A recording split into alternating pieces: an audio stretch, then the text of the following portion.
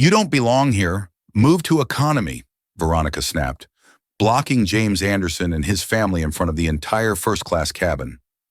Passengers stared in uneasy silence, not knowing that the man she was humiliating wasn't just another traveler. He was the airline's owner, and her career was seconds away from collapsing. The boarding gate buzzed with activity as passengers moved quickly, eager to settle into their seats. Among them was a family of 3 James Anderson, his wife Celeste, and their 5-year-old son, Liam James, dressed in a tailored navy suit, carried a sleek leather briefcase. His demeanor exuded quiet confidence. Celeste, poised and radiant in a flowing ivory dress, held Liam's tiny hand as he skipped beside her. Giggling, the family looked forward to their trip, a much-needed break from their hectic lives as they stepped into the aircraft's first-class cabin. The polished interior shimmered under the warm cabin lights. James glanced at the seat numbers with a faint smile. "Here we are," he said to Celeste, guiding her and Liam to their seats. Passengers nearby offered brief, polite nods, and the Andersons began settling in. Celeste helped Liam climb into his seat, handing him a small toy airplane that lit up his face with excitement, while James stowed their carry-ons in the overhead compartment. A flight attendant named Veronica Summers observed the family from across the cabin. Veronica's sharp gaze swept over them, her lips pressing into a thin line. She adjusted her crisp uniform as if preparing for action, and strode briskly toward their seats. Her forced smile barely concealed the judgment behind her eyes. "Excuse me," Veronica said, her voice carrying an edge of authority as she addressed James. "May I see your boarding passes?" James turned to her calmly and retrieved the passes from his jacket pocket. "Of course," he replied with a polite nod, handing them over. Celeste looked up, sensing a hint of tension in Veronica's tone. Liam, oblivious to the exchange, played happily with his toy. Veronica examined the tickets with a scrutiny that felt unnecessary, her eyebrows knitted together as she double-checked the details. "First class," she questioned, her voice faltering slightly as if the words were hard to believe. James nodded once more, maintaining his calm. "Yes, these are our seats," he replied evenly. His tone was measured, but Celeste caught the flicker of annoyance in his eyes. Veronica hesitated, her discomfort palpable. "I'm sorry, but I need to verify something with the front desk." "Please remain seated," she said curtly before turning and walking away. Her footsteps were quicker now, her movements tense, as Veronica disappeared behind the curtain. James sat back in his seat, his face unreadable. "What was that about Celeste?" asked softly, her voice laced with concern. James placed a reassuring hand on her arm. "Probably a routine check." "Don't worry about it," he said, though there was a slight tightening around his mouth that suggested otherwise. In the galley, Veronica was on the phone with a ground staff member, her voice low but urgent. "I have a situation here," she said, glancing back toward the cabin. "There's a family in first class, and I'm not sure their tickets are valid." "Could you confirm their booking?" The ground staff member sounded confused. "The Andersons, their tickets were purchased weeks ago." "Fully confirmed. Is there an issue?" Veronica paused, struggling to hide her irritation.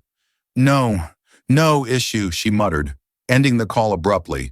But instead of returning to the Andersons with an apology, her expression hardened. She adjusted her posture, taking a deep breath before heading back to the first-class cabin. When she approached their seats again, her voice was firmer. "I'm sorry, but I need you to step aside for a moment. There seems to be an error with your booking." Celeste's brows furrowed as she exchanged a glance with James. Liam looked up from his toy, confused by the sudden tension. James rose to his feet slowly, his calm exterior masking the frustration. "Brewing beneath what kind of error?" he asked, his voice steady. "I need to confirm your seating," Veronica said. Avoiding his gaze, she gestured toward the galley. "If you'd follow me, please." James hesitated but nodded, signaling Celeste to stay seated with Liam as he followed Veronica. Whispers began to ripple through the cabin. Passengers exchanged curious glances. Sensing something unusual was unfolding, Celeste watched them go, her unease growing. Liam tugged at her sleeve, sensing the change in atmosphere. "Mommy, what's happening?" he asked softly. She smiled at him, though her grip on his hand tightened slightly. "Nothing, sweetheart," she said gently. "Daddy's just sorting something out." But in her heart, she knew this was far from routine. Something wasn't right, and her instincts told her the situation was about to escalate. In the galley, James stood calmly, his presence unshaken as Veronica fumbled with her words, "Sir." She began, her voice tinged with an unusual mix of hesitation and authority. "We're trying to clarify a seating issue. It appears that your reservation might have been flagged." James raised an eyebrow, his tone sharp yet controlled. "Flagged? I booked these tickets weeks ago, fully paid, and confirmed. What exactly is the issue?" Veronica crossed her arms, a defensive stance creeping into her posture. "It's not about payment, it's just that first class is a premium cabin, and we have to ensure all seating is accurate." James stared at her for a moment, processing the implication. His lips curved slightly, not in amusement, but in disbelief. "Premium cabin," he repeated. "Are you suggesting that I don't belong here?" Veronica stiffened, suddenly aware of how her words might have sounded. "Of course not," she replied quickly, her tone sharp as if to mask her discomfort. "I just need to follow protocol." James took a deep breath, his calm exterior betraying a flicker of irritation. "Very well," he said, his voice steady. "Let's resolve this quickly. My family is waiting." Meanwhile, back in the cabin, passengers whispered among themselves. Celeste felt the weight of their stares, but kept her focus on Liam, who was now fidgeting with his toy. A middle-aged man seated across the aisle leaned toward her, his expression sympathetic. "Is everything okay?" he asked in a low voice. Celeste offered him a tight smile. "It's just a mix-up," she said, though her tone lacked conviction. The man nodded but cast a glance toward the galley where James and Veronica had disappeared, sensing that there was more to the situation than met the eye as James stood waiting. Veronica stepped away to speak with another flight attendant, a younger woman named Grace. Grace's brow furrowed as she listened, glancing toward James. Briefly, "Did you check the reservation system?" Grace asked her, tone cautious. Veronica frowned. "Yes, but it's not just about the ticket. Look at him," she whispered, gesturing L in James's direction. "Does he seem like the usual first-class passenger?" Grace's eyes widened slightly in surprise. "You can't make those kinds of judgments," she replied firmly, her voice dropping to a whisper. "If his ticket is valid, that's the end of it." Veronica huffed, brushing past Grace to return to James. "Sir," she said, her tone clipped. "I'm afraid I'll have to ask you and your family to move to the main cabin until this is sorted out." James tilted his head slightly, his expression unreadable. "On what grounds?" he asked, his voice carrying a weight that made Veronica hesitate. "Like I said, it's protocol," she replied stiffly, avoiding his gaze. James's patience wore thin, his voice lowered, carrying a firmness that made Veronica flinch. "If you're suggesting we leave first class, I expect a clear and valid reason, because at this moment it seems like you're acting on something other than protocol." Veronica opened her mouth to respond but was interrupted by a sudden chime over the intercom. The captain's voice filled the cabin, calm yet commanding. "Ladies and gentlemen, please remain seated as we finalize some adjustments. We'll ensure your comfort for the remainder of the flight." The announcement barely registered with Veronica, who felt her composure slipping. James gave her a long, pointed look before pulling out his phone. "Excuse me," he said curtly, turning away as he made a call. His tone was measured, but there was no mistaking the authority behind his words. "Is this still the right time?" he asked into the phone after a brief pause. He added, "Good, proceed as planned." He ended the call swiftly and returned his attention to Veronica, his calmness now unsettling. "Shall we return to my family?" James asked, his tone polite but firm. Veronica hesitated, her confidence shaken. She nodded stiffly and led the way back to the cabin. But something about James's composure made her stomach churn as they approached the first-class section. All eyes turned toward them. James's return was met with murmurs, passengers clearly sensing the tension in the air. Celeste stood, her gaze meeting James in silent question. He gave her a reassuring nod, but there was a subtle shift in his expression that only she noticed, a look that told her the situation was far from over. Veronica remained uneasy as she escorted James back to his seat. Her mind raced, but she maintained her professional facade. Celeste greeted James with a quiet, questioning look, but he gave her hand a reassuring squeeze. Liam, sensing his father's return, beamed and resumed playing with his toy airplane, oblivious to the tension simmering around him before James could fully settle in. Veronica returned, her face set in determination. "Sir," she began, her voice clipped, "we've decided that it would be best for you and your family to move to the main cabin until we can fully verify your reservation." Celeste's jaw tightened, but she kept her composure, glancing at James to gauge his reaction. James took a slow, deliberate breath and looked directly at Veronica, his voice calm but edged with steel. "Our tickets have been verified. We paid for these seats in full if there's a valid reason for us to move." "I'd like to hear it now." Veronica hesitated, her confidence faltering under James's unyielding gaze. Other passengers began to take notice, their murmurs growing louder. An elderly woman a few rows away whispered to her companion, "They've been perfectly polite. What's the issue?" A younger man seated nearby interjected loudly enough for others to hear, "They're paying customers like the rest of us. Why are they being singled out?" The rising voices seemed to rattle Veronica further. "Sir, I don't want to escalate this," she said, her tone sharpening. "Please cooperate, or I'll be forced to involve security." Celeste's eyes narrowed, her patience clearly wearing thin. Before she could speak, James raised a hand, gently signaling for her to stay calm. He stood slowly, adjusting his suit jacket with deliberate precision. "If you're calling security," he said evenly, "make sure they come prepared with an explanation." The challenge in his tone sent a ripple through the cabin. Veronica's face wrined slightly, but she held her ground. "Please gather your belongings," she insisted, her voice now betraying a hint of desperation. James locked eyes with her for a long moment before turning to Celeste. "It's fine," he said softly, his calm demeanor as steady as ever. "Let's go." Passengers watched in silence as James, Celeste, and Liam stood to collect their things. Liam clung to his toy airplane, his earlier excitement now dimmed by confusion. Celeste kept her head high, her expression unreadable as she held Liam's hand. James led the way toward the main cabin, his steps measured and deliberate. Even as the weight of countless eyes bore down on them as they walked, James reached into his pocket and sent a quick message on his phone, his face betraying nothing.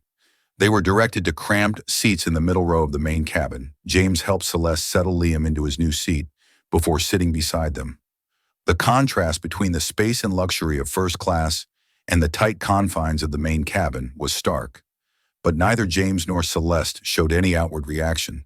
Meanwhile, Veronica returned to the galley, her nerves fraying as she overheard the murmurs from first-class passengers. That wasn't right. One man muttered they had tickets. Why treat them like that? Another added, this is going to backfire. Veronica ignored the comments, but her discomfort grew as she reached the galley phone. It buzzed, startling her. She picked it up hesitantly, her voice shaky. "This is Veronica," she said. The captain's voice came through, firm and no nonsense. "Miss Summers, I just received a call from the airline's executive team. They've been contacted directly by a passenger on this flight. I need to know exactly what's going on." Veronica's stomach dropped. She stumbled over her words, her confidence evaporating it. "It was just a routine issue," she stammered.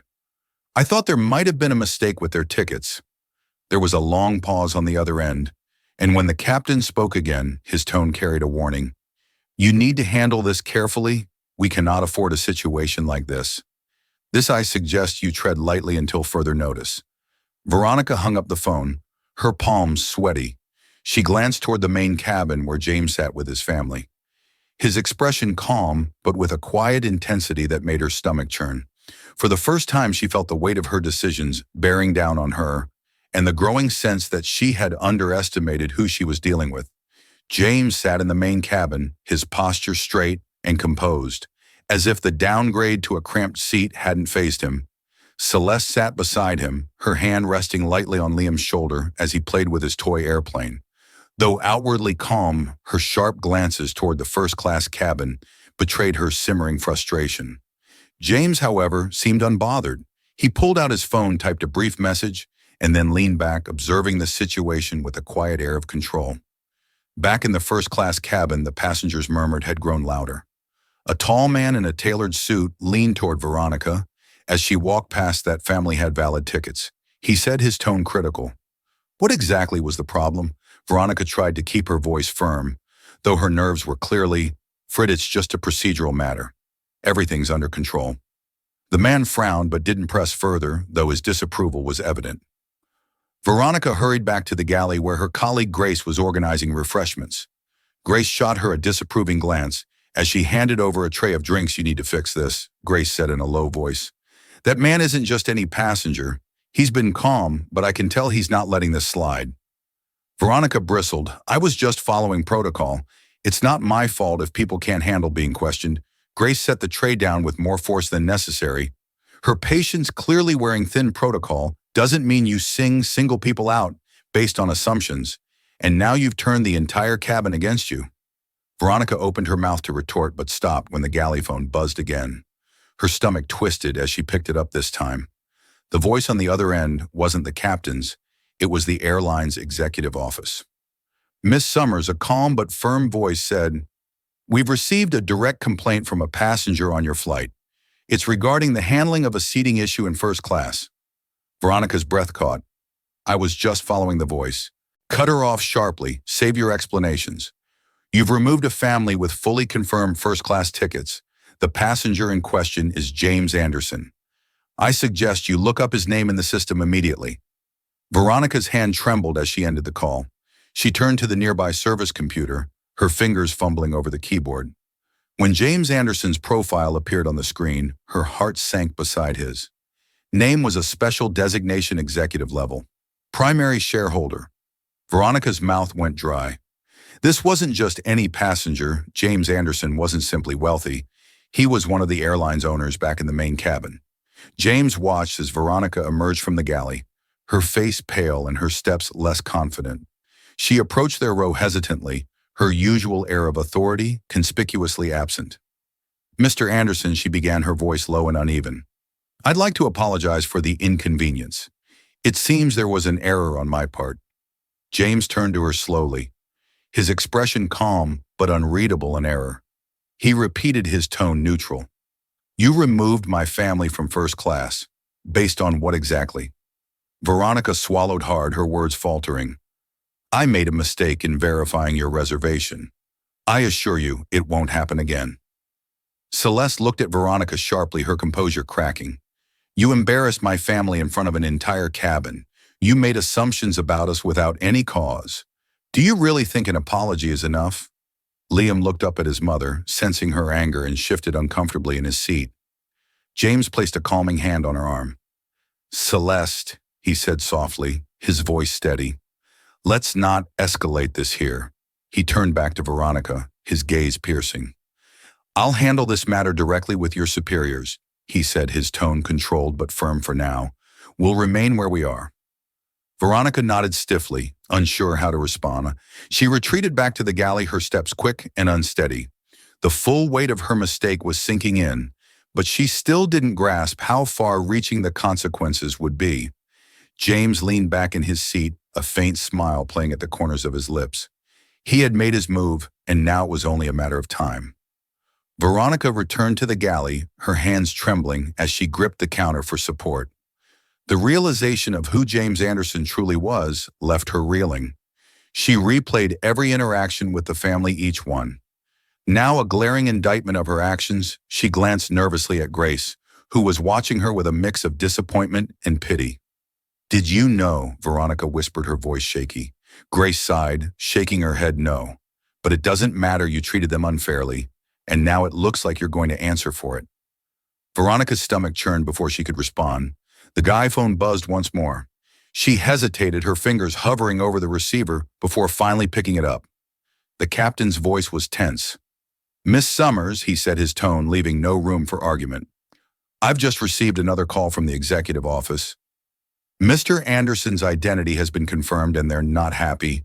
The instructions are clear. He and his family are to be reinstated in first class immediately, and you to personally deliver an apology." Veronica's grip on the phone tightened. Understood, she managed to reply, her voice barely above a whisper, when the line went dead. She leaned against the counter, her heart racing. Grace crossed her arms, her gaze unrelenting. "You brought this on yourself. Do the right thing before it gets worse." Summoning what little courage she had left, Veronica prepared herself. She adjusted her uniform and walked back toward the main cabin. Every step felt heavier than the last, the weight of her mistake pressing down on her as she approached the Anderson family. Passengers turned to watch, their curiosity palpable. "Mr. Anderson," Veronica again, her voice softer than anyone had heard it before, "on behalf of the airline, I'd like to sincerely apologize for the inconvenience in the way your family has been treated. It was an error in judgment, and I take full responsibility." Celeste raised an eyebrow, her expression a mix of anger and disbelief. "Now you realize it's an error?" she asked, her voice cold. Veronica's face flushed, but she kept her tone professional. "The executive of office has instructed that your family be returned to first class immediately. I will personally ensure that your seats are ready and that no further disruptions occur." James looked at her for a long moment, his expression unreadable. Then with a small nod, he stood and gestured for Celeste and Liam to follow. Celeste held Liam's hand tightly as they walked past Veronica, her back straight and her gaze forward. Liam, still unaware of the gravity of the situation, clutched his toy airplane as he skipped slightly beside his mother. When they reached first class, Veronica busied herself preparing their seats, ensuring every detail was perfect. She placed sparkling water on the tray tables and adjusted the pillows with trembling hands.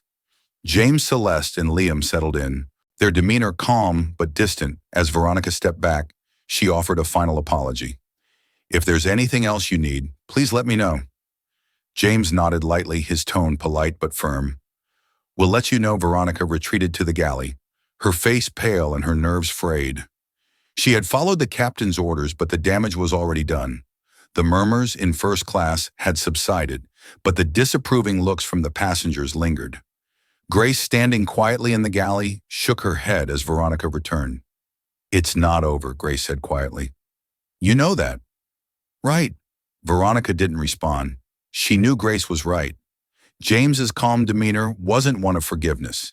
It was the calm of someone who had already set the wheels of accountability in motion. And for the first time, Veronica understood that the repercussions of her actions were only just beginning as the flight settled back into a semblance of normalcy. Veronica tried to focus on her remaining duties, but her mind was clouded with anxiety. Every glance from the passengers felt like a silent judgment, every interaction a reminder of her earlier mistake. She glanced toward the first-class cabin where James and his family sat. They seemed composed, yet their presence weighed on her heavily. James, however, was far from passive, sitting upright in his seat. He tapped methodically on his phone, his movements deliberate beside him. Celeste leaned back, her expression unreadable, while Liam happily sipped juice from a small carton. The serene picture they painted only added to the growing unease in the cabin. Veronica wasn't the only one feeling the tension. Grace, quietly observing, had overheard murmurs among the first-class passengers. "Do you think they'll file a formal complaint?" one man whispered. To his companion, another passenger responded, "If it were me, I'd take it straight to the top in the galley." The phone buzzed once again. Veronica froze, the sound, now synonymous with dread. She picked it up hesitantly, her voice shaking. "This is Veronica." The captain's voice was sharper this time. "Miss Summers, I've just received another update from the executive office. Mr. Anderson's legal team is monitoring the situation closely. They've requested a full account of events and they'll be waiting upon landing. I suggest you prepare yourself." Veronica's grip tightened on the receiver. "Yes, Captain," she replied weakly before hanging up. The message was clear. James Anderson wasn't letting the NENT fade into the background. Back in first class, James finished typing another message and leaned back, finally setting his phone down. Celeste glanced at him curiously. "You've been quiet," she said softly, her tone filled with understanding. James looked at her, his expression calm but resolute. "This isn't just about us," he replied. "This is about accountability. People like her need to understand that actions have consequences." So Lee nodded, her gaze softening. She knew her husband's approach measured, deliberate, and effective. It was what had propelled him to where he was today. A man of influence who never tolerated injustice, no matter how small. Meanwhile, Veronica paced in the galley, her nerves unraveling. Grace approached her cautiously. "What's the plan now?" Grace asked. Veronica shook her head, her voice barely audible. I don't know. I never thought something like this would spiral so far. Grace's expression hardened. You should have thought about that before treating them the way you did now. It's out of your hands. Veronica glared at her but said nothing, the truth of Grace's words cutting deeper than she wanted to admit. The remainder of the flight dragged on the hum of the engines, doing little to mask the tension. Passengers in first class occasionally glanced toward James and his family, their expressions a mix of curiosity and respect. Others simply pretended not to notice, though their whispered conversations betrayed their interest as the plane began its descent. The captain's voice came over the intercom. Ladies and gentlemen, we'll be landing shortly. Please ensure your seat belts are fastened and your tray tables are in their upright positions. Cabin crew, prepare for landing. James adjusted his seat and leaned toward Celeste. This will be over soon, he said quietly. She gave him a small, supportive smile, her hand resting briefly on his. In the galley, Veronica stared at the clock, her chest tightening with every passing minute. She knew the landing would bring no relief, only more questions, more judgment, and likely more consequences. Grace's warning echoed in her mind. It's not over, and Veronica knew deep down that the worst was yet to come. The plane touched down smoothly. The familiar jolt signaling the end of the flight for most passengers, it was the start of a routine disembarkation for Veronica. It felt like the beginning of her reckoning. She stood stiffly near the galley, her hands gripping the counter as passengers began collecting their belongings. Her eyes flicked toward first class, where James Anderson remained seated calm and unhurried. Celeste leaned toward James as Liam sat quietly swinging his legs. What's the plan? She asked softly, her voice barely audible above the sounds of passengers preparing to leave. James's expression didn't change. We wait, he replied simply. Everything is already in motion as the first-class passengers began filing out. Many cast curious glances at James and his family. One man stopped briefly by James's seat, hesitating before speaking. I'm sorry for what happened earlier. He said, his voice low but earnest. It wasn't right. James looked up at him, offering a small nod. Thank you, he replied. The man nodded back and continued toward the exit, his expression thoughtful. Veronica stood near the plane's main door, forcing herself to smile at departing passengers. Each polite nod and murmured farewell felt heavier than the last. She couldn't help but glance back at first class, where James and his family remained seated. Their refusal to join the crowd of disembarking passengers made her stomach churn. The galley phone buzzed and Veronica jumped, startled. She grabbed it quickly, her voice cracking as she answered. This is Veronica. It was the captain again. His tone clipped. Security will be waiting at the gate. They've been briefed by the executive team. You're to stay on board and provide a full account of your actions. Do not leave the plane until instructed. Veronica's heart sank. Understood, she whispered, her voice barely audible as she hung up. Grace approached her, her expression. Grim, they're here, aren't they? Grace asked. Veronica nodded numbly. Security, the executives, probably the board. Grace sighed, shaking her head. I told you this wasn't over. As the last few passengers left the plane, the cabin grew eerily quiet. Veronica turned to see James rise from his seat, smoothing his jacket as he helped Celeste gather their belongings. Liam clutched his toy airplane tightly, looking up at his parents with a curious expression. Veronica stepped forward hesitantly, her voice shaking. Mr. Anderson, I want to apologize again for. James raised a hand, cutting her off mid-sentence. His tone was calm but final. Save it, the people waiting outside will hear everything you have to say. Celeste shot Veronica a cold glance as she took Liam's hand and stepped into the aisle. James followed behind them, his presence commanding, without effort, as the family approached the plane's exit. Two uniformed security officers stepped aboard. They exchanged brief nods with James. Before their eyes landed on Veronica, Miss Summers, one officer asked, his tone firm. Veronica's throat tightened. Yes, she managed, her voice barely above a whisper. We'll need you to remain on the plane for questioning. The officer said, please follow us to the galley. James paused briefly at the door, turning back to look at Veronica. His expression remained calm, but there was a sharpness in his eyes that sent a chill through her. Without another word, he stepped off the plane, his family following closely behind as they disappeared into the terminal. Veronica felt the full weight of her actions pressing down on her. The officers gestured for her to move toward the galley, and she obeyed, her legs trembling. The realization hit her with brutal clarity. Her future was no longer in her hands as the Anderson family stepped into the terminal. The atmosphere shifted around them. The usual bustle of passengers was interrupted by the sight of two executives in tailored suits waiting nearby. They stood stiffly, their professional demeanor masking their nervous energy. One of them, a tall man with silver-rimmed glasses, stepped forward to greet James. "Mr. Anderson," the man began, his tone apologetic but formal. "I'm Richard Hale, Vice President of Operations on behalf of the airline. I want to extend our deepest apologies for the unacceptable treatment you and your family experienced today. We are taking this matter very seriously." James nodded slightly, his expression unreadable. Celeste stood beside him holding Liam's hand, her posture as composed as ever. "I trust you are," James replied, his tone calm but cutting. "This isn't just about us, it's about the standards your airline claims to uphold, and how they failed today." Richard swallowed visibly, adjusting his tie.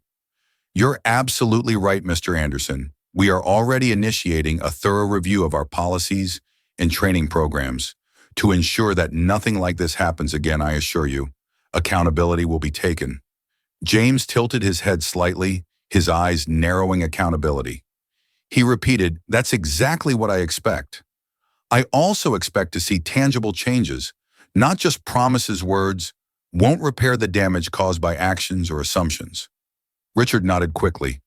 "We've already begun the process of reviewing the incident. The flight attendant involved will be questioned and held responsible for her actions if you have time. The CEO himself would like to meet with you to discuss this further." James glanced at Celeste, who gave a subtle nod of agreement. "Schedule the meeting?" James said, "I'll make time." As the Andersons walked toward the baggage claim, the executives lingered, exchanging uneasy glances back on the plane. Veronica sat in the galley, flanked by the two security officers. Her hands trembled slightly as she stared at the table in front of her. The air felt heavy and the silence was oppressive. One of the officers broke the silence. "Miss Summers, we're going to need a detailed statement about the events on this flight. The airline's executive team is already reviewing the complaint filed by Mr. Anderson." Veronica's eyes darted between the two officers. I didn't know who he was," she stammered. I thought there was an issue with their tickets." One of the officers frowned, his gaze steady. "Miss Summers, the issue wasn't with their tickets. The issue was with your actions. What made you decide to remove a family with confirmed first-class reservations?" Veronica hesitated, her mouth opening and closing as she tried to find the right words. Her voice came out weak and defensive. "I was following protocol. I thought they might have been in the wrong section. First class is its premium seating, and they—" She stopped herself, realizing how her words sounded. The officer's expression hardened. "And they—" What, Miss Summers didn't look the part? Veronica's face flushed. "No, I didn't mean that. I made a mistake. I didn't intend for this to happen."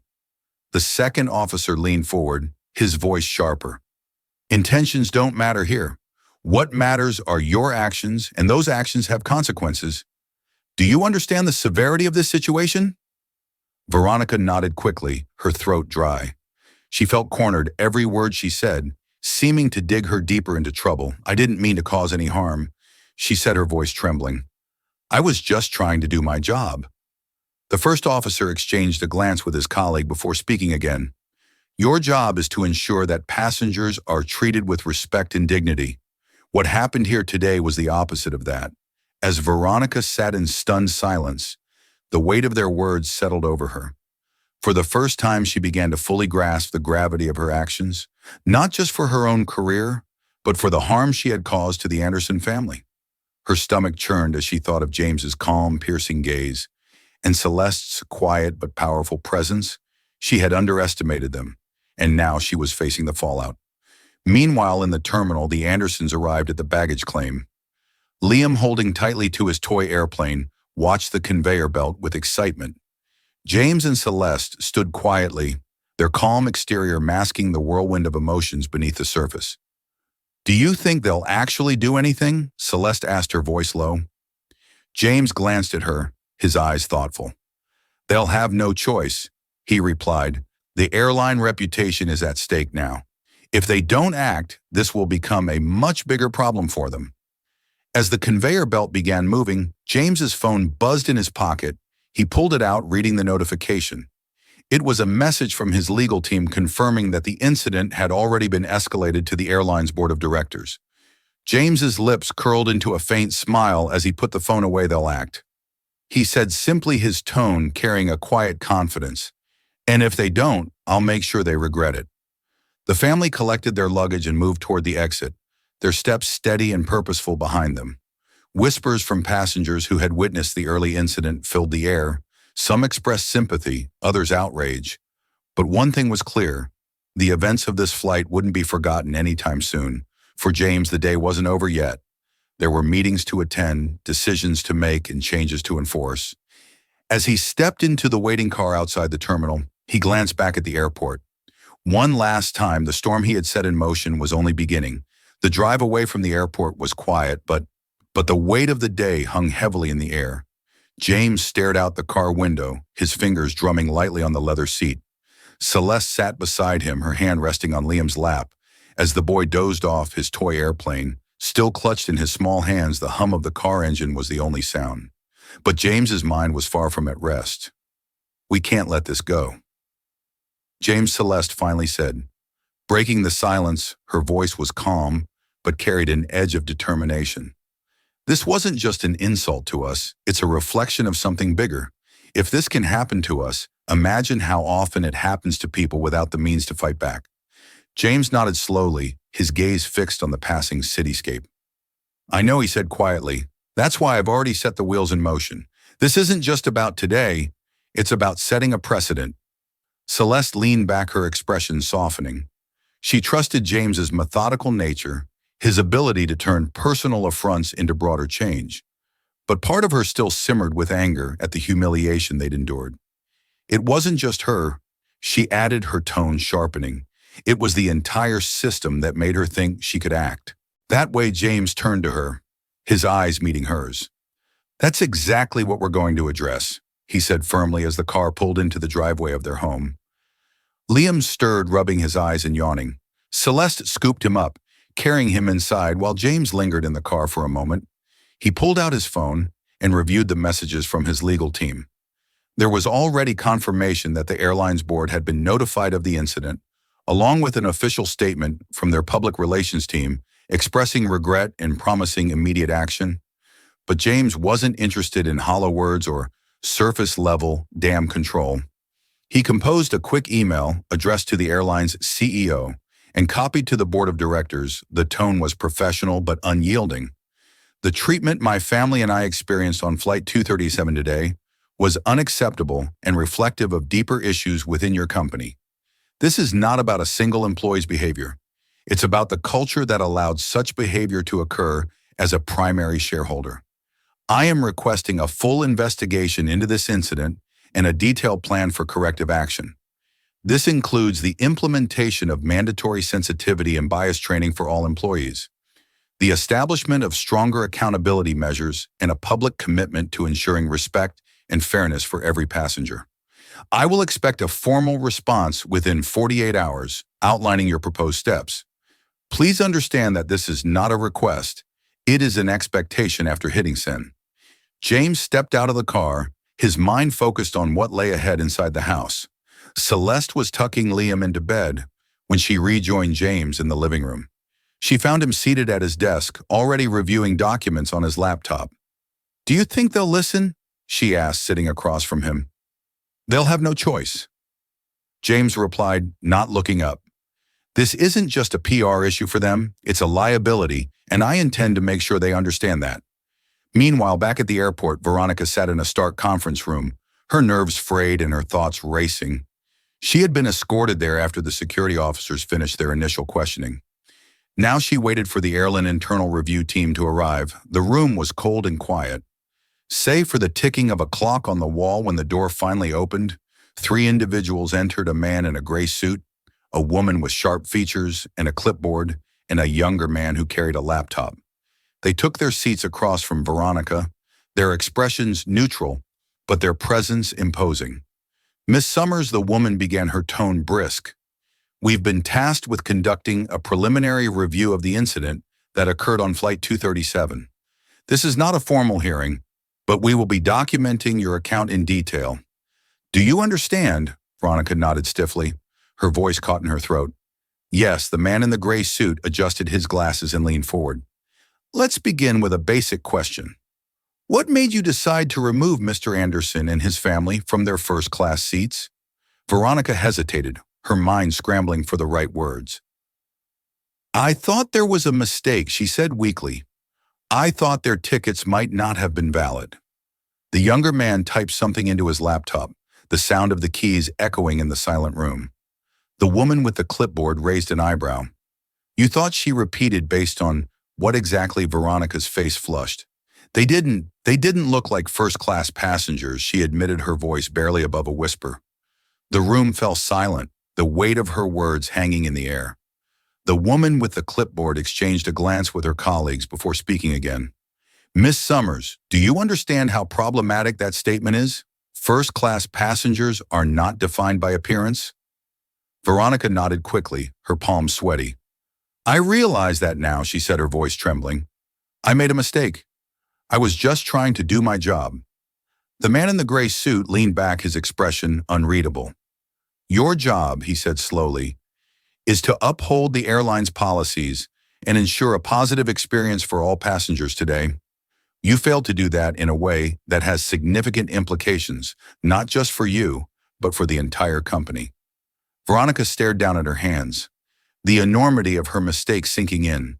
She had thought she was exercising authority, but instead she had exposed the cracks in her judgment, and now she was facing the consequences.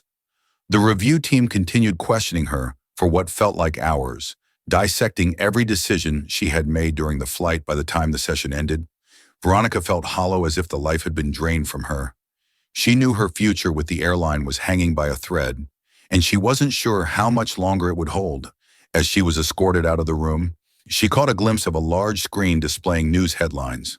One caught her eye, making her stomach drop.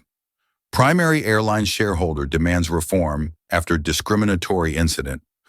On board, Veronica's heart sank. Further, it was clear this was only the beginning of the fallout.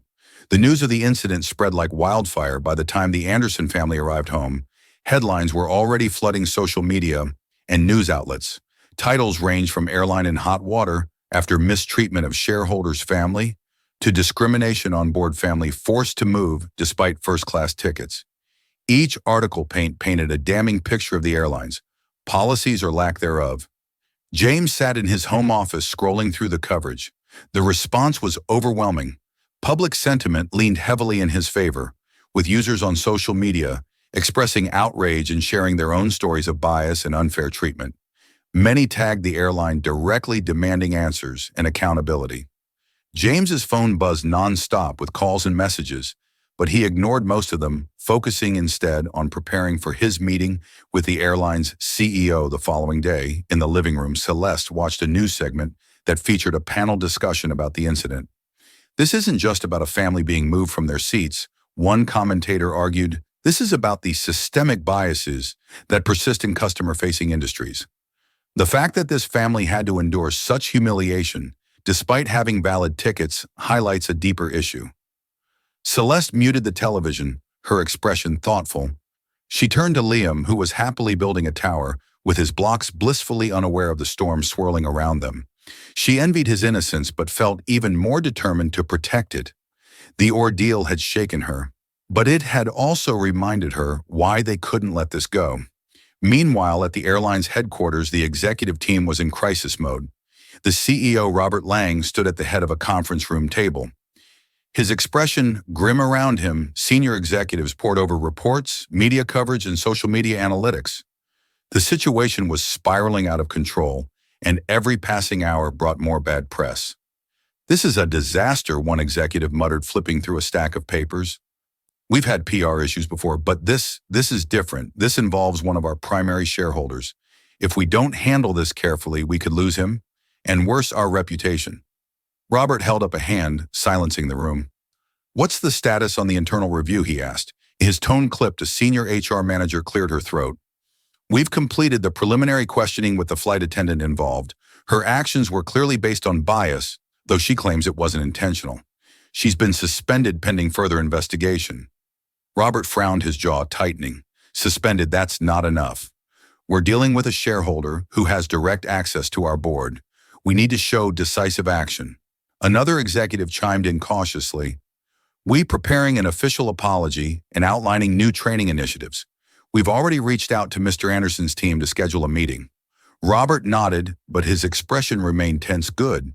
But it won't be enough to plate him. He's not just angry. He's a man who understands leverage. He's going to push for systemic change, and we have to be ready to deliver. The room fell silent, the weight of his words sinking in. They all understood the stakes. This wasn't just about resolving one incident. It was about addressing a culture that had allowed such an incident to occur in the first place. Back at her apartment, Veronica sat on her couch staring blankly at the termination notice on her laptop screen. The message from HR had been brief and cold. Your actions during Flight 237 were deemed a violation of our company's core values and customer service policies. Your employment with the airline has been terminated effective immediately. Her hands trembled as she reread the email, the words blurring together in the span of a single day. Her career had unraveled. The job she had prided herself on for years was gone, and she had no one to blame but herself. Veronica's phone buzzed with notifications, texts from friends and family who had seen the news. Most messages were sympathetic, but a few were bluntly critical. She didn't respond to any of them. The shame was too heavy, and she wasn't ready to face the full extent of her failure. She turned on the television hoping for a distraction, but instead she was confronted with a news anchor discussing the incident. The words stung. The airline's handling of this situation has sparked outrage, particularly given the clear racial undertones of the flight attendants' actions. This is a stark reminder that unconscious bias can have real damaging consequences. Veronica switched off the TV, burying her face in her hands. She had thought her actions were harmless, that she was just following protocol. But now the truth was glaringly obvious. Her biases had blinded her, and her snap judgment had caused harm not only to the Andersons, but to the reputation of the company she once loved. For the first time, Veronica felt the full weight of what she had done, not just the loss of her job, but the damage she had caused to others. She picked up her laptop, hesitating for a moment before typing an email. The recipient was the Anderson family. Dear Mr. and Mrs. Anderson. She began, I am writing to apologize sincerely for my actions on Flight 237. I now realize how my biases influence my decisions, and I deeply regret the hurt and humiliation I caused your family. My actions were inexcusable, and I take full responsibility for them. She paused, her fingers hovering over the keyboard. She didn't expect forgiveness, but she wanted to express her regret. After finishing the email, she hit send and sat back staring at the screen. It was a small step, but it was all she could do as night fell. James sat in his study, reviewing a draft of the airline proposed plan for reform. It was thorough, outlining mandatory training programs, new accountability measures, and a commitment to fostering a more inclusive culture. While it was a step in the right direction, James knew it would take more than words to enact real change. Celeste entered the room holding a cup of tea. Is this what you wanted? She asked, gesturing to the documents on his desk. James looked up, his expression thoughtful. It's a start, he said, but it's not enough, not yet. He set the papers aside and took the tea from her, his gaze softening. This isn't just about punishing one person, it's about ensuring no one else has to go through what we did. Celeste nodded, placing a hand on his shoulder. Then let's make sure they follow through. James smiled faintly, the determination in his eyes unwavering. The fight wasn't over, but neither was his resolve. The next morning, James arrived at the airline's headquarters for his scheduled meeting with Robert Langston, the CEO. The building was sleek and modern, towering above the bustling city streets. A professional-looking assistant greeted James in the lobby, her demeanor respectful but visibly nervous. Mr. Anderson, she said with a slight bow of her head. Mr. Langston is expecting you right this way. James followed her through the polished corridors, his footsteps measured and deliberate. Employees. They exchanged furtive glances, aware of who he was and why he was there. When they reached the executive conference room, The assistant opened the door and gestured for him to enter. Robert Langston stood to greet James, extending a hand. "Mr. Anderson, thank you for taking the time to meet with us. We deeply regret the circumstances that brought us here." James accepted the handshake, his expression calm but firm. "Let's get straight to it," he replied, taking a seat. "Regret is only meaningful if it's followed by action." Robert nodded, his face tightening. "I completely agree. Allow me to walk you through the steps we've already taken." He gestured to a large screen on the wall which displayed a detailed presentation. "Our response includes several immediate measures." Robert began first. "The flight attendant involved has been terminated. We've also launched mandatory sensitivity and bias training for all employees, starting with customer-facing roles. Additionally, we're implementing a stricter accountability framework to address and prevent incidents like this in the future." James listened, without interrupting, his eyes scanning the slides on the screen. The proposed changes were comprehensive, but he wasn't ready to accept them at face value when Robert finished. James J.S. leaned forward, his hands clasped. "This is a step in the right direction," James said. "But let's not pretend that firing one person and announcing training programs will fix the underlying issues. This isn't just about one incident. It's about the culture of your organization that takes more than policy updates. It takes consistent, measurable change." Robert looked uneasy but nodded. "You're absolutely right. We're committed to ensuring this goes beyond serve-sur level adjustments." James tapped the table lightly, his tone steady. "I want monthly progress reports on the implementation of these changes. I want to see data, employee feedback incident, trends and measurable improvements, and I want an independent review conducted by a third party, not your internal team." Robert hesitated for a moment, then nodded again. "We can arrange that. Anything else?" James's gaze hardened slightly. "Yes, I also want a public apology, not just to my family, but to every passenger who has experienced discrimination while flying with your airline. This isn't just about me, it's about setting an example." Robert's expression tightened, but he didn't argue. "Understood. We'll issue a formal statement today." James sat back, his demeanor calm but commanding. "Good, I'll be watching closely, Mr. Langston. Don't mistake my cooperation for complacency." The tension in the room was palpable as Robert nodded once more. "We won't disappoint you," he said quietly as James left the headquarters. His phone buzzed with notifications. Social media was still abuzz with discussions about the incident, with hashtags like #airline accountability and #bias in flight trending globally. James scrolled through the posts, briefly noting the widespread support, but also the calls for deeper systemic change. This wasn't just about his family anymore. It had become a flashpoint for a larger conversation back at home. Celeste was seated at the kitchen table, her laptop open as she read an email from the airline's PR team. The message outlined their planned public statement, which included an apology and a commitment to addressing the issues raised by the incident. Celeste forwarded the email to James with a simple note. "What do you think?" James read it. As he entered the house, setting his bag down, he replied with a single word: "Adequate." Celeste looked up as he entered the kitchen, a knowing smile on her face. "Adequate," she teased lightly. "That's high praise from you," James chuckled, leaning against the counter. "It's a start," he said, "but there's still a long way to go." Celeste nodded, her expression thoughtful. "Do you think they'll follow through, or is this just damage control?" James's eyes narrowed slightly. "If they don't follow through, I'll make sure they wish they had, at the airline." The ripple effects of the incident were already being felt. Employees gathered in break rooms and hallways, whispering about the changes that were coming. Some were relieved, welcoming the focus on bias and accountability. Others were skeptical, doubting that a company so large could change its culture so quickly. Veronica, meanwhile, was nowhere to be seen. Her termination had been the subject of quiet conversations among her former colleagues, many of whom expressed shock at how quickly the situation had escalated. But for those who had witnessed her actions firsthand, the consensus was clear. She had crossed a line, and the consequences were unavoidable. Grace, who had worked closely with Veronica on the flight, reflected on the ordeal as she prepared for her shift. She had always known that the airline's culture had its flaws, but seeing them so blatantly exposed had been a wake-up call. She vowed to approach her own work differently, ensuring that no passenger ever felt the way the Andersons had been made to feel that evening. As James and Celeste prepared for bed, Liam peeked into their room, his toy airplane clutched in his hand. "Mommy, Daddy," he asked, his voice small. "Are people still mad about what happened on the plane?" James knelt down, pulling Liam into a gentle hug.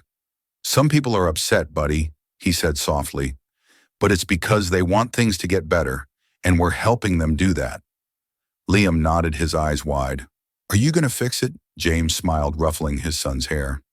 "That's the plan." As Liam returned to his room, Celeste looked at James, her expression a mix of pride and determination.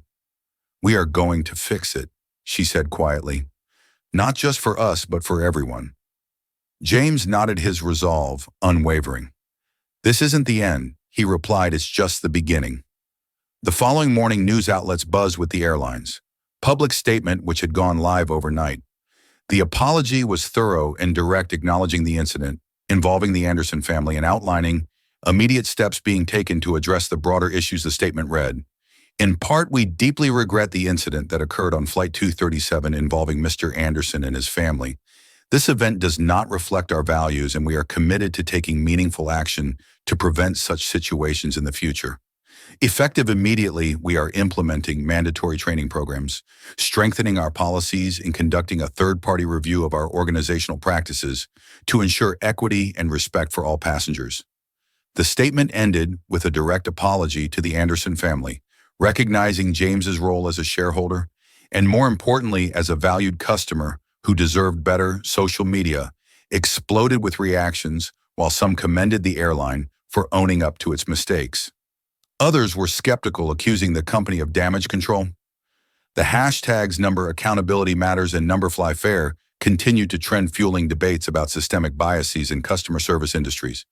James read the statement while sitting at the breakfast table, his expression thoughtful.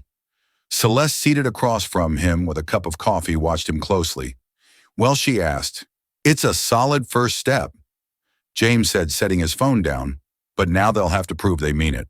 Celeste nodded, her expression serious. "And what about Veronica? Do you think she learned anything from all of this?" James paused, considering the question. "That's not up to me," he said finally, "but I hope she did. People like her are part of the problem, but they can also be part of the solution if they're willing to change." Meanwhile, Veronica sat in her small apartment, scrolling through the same news coverage. The public apology from the airline had done little to ease her sense of guilt. If anything, it deepened it. Every headline, every comment about the incident felt like a personal indictment. She opened her email inbox, rereading the message she had sent to the Anderson family the night before. There had been no response yet, but she hadn't expected one. She wasn't sure she deserved forgiveness, but sending the apology had felt necessary. A small step toward taking responsibility. Her phone buzzed, pulling her out of her thoughts. It was a text from Grace. "Grace, I heard about your termination. I hope you're doing okay. This whole thing has been a mess, but maybe it's a chance to start fresh." Veronica stared at the message for a long moment before replying. "Veronica, thanks, Grace. I'm trying. I have a lot to think about." Grace's reply came quickly. "Grace, if you ever want to talk, let me know. We've all made mistakes. It's how we learn from them that matters." Veronica set the phone down, her mind racing. Grace's words stuck with her. It's how we learn from them that matters. She wasn't sure what her next step would be, but she knew she couldn't go back to who she had been before. Change had to start somewhere, and it had to start with her. At the airline's headquarters, Robert Langston stood in front of the board of directors, presenting the company's plan for reform. James sat at the end of the table, his presence commanding. Even in silence, the room was tense, as Robert outlined the changes being implemented, from the new training programs to the independent reviews. When Robert finished, he turned to James. "Mr. Anderson, we're confident that these measures will address the issues you've raised. We value your feedback and your commitment to holding us accountable." James leaned forward, his gaze sharp. "This is a good start," he said, "but it's just that, a start. I'll be watching closely to ensure these changes are more than just promises on paper." The board members exchanged uneasy glances, but none dared to argue. James's influence was clear, and his resolve left little room for doubt. As the meeting adjourned, one of the board members approached James. She was an older woman with a kind but serious expression. "Mr. Anderson," she said, "I want you to know that some of us are on the board are fully behind you. This is the kind of accountability our airline has needed for a long time." James nodded, offering a small smile. "I appreciate that," he said. "Now, let's make sure it happens later that day." As James returned home, he found Celeste in the backyard, watching Liam play with a toy plane. The boy ran around, laughing as he mimicked the sound of an engine. James stood beside her, slipping an arm around her waist. "Meeting went well," he said simply. Celeste smiled. "I'm glad. Did you give them the usual no excuses talk?" James chuckled, something like that. They watched Liam for a moment in comfortable silence. Finally, Celeste spoke, her voice soft. "Do you think we'll ever stop having to fight these battles?" James sighed, his expression thoughtful. "Probably not," he admitted. "But every fight brings us closer to something better. And as long as we keep pushing, change is inevitable." Celeste leaned her head against his shoulder. "Well, if anyone can make it happen, it's you." James smiled, his gaze steady. "It's us," he corrected. "We're in this together." As Liam's laughter filled the air, the weight of the past few days began to lift. The journey wasn't over, but they were ready for whatever came next. The ripple effects of the incident on Flight 237 continued to spread, transforming conversations about bias and accountability, not just within the airline, but across the aviation industry. News outlets reported on the airline's reforms, hailing it as a turning point for how companies address systemic issues. Other airlines announced similar reviews of their policies, spurred by the public pressure and the undeniable influence of James Anderson's actions. The Anderson family story became more than just a headline. It became a catalyst for change.